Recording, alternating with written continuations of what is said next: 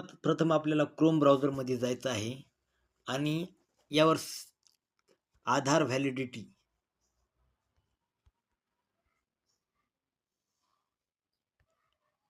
असे सर्च करायचे. त्याच्यानंतर चेक आधार व्हॅलिडिटी यावर ओके करावे लागेल.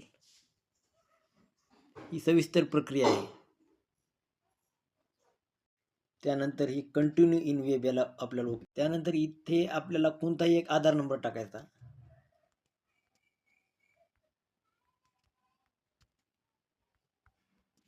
आणि हा कॅप्चा फिल करायचा आहे आपल्याला.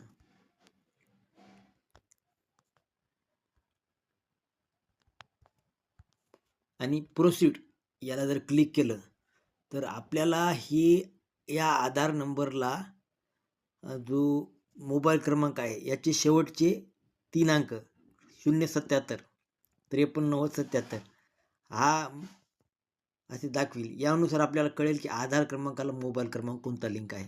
धन्यवाद. अशाच माहितीपूर्ण व्हिडिओसाठी आपलं शनिदेव योजना हे चॅनल सबस्क्राईब करा.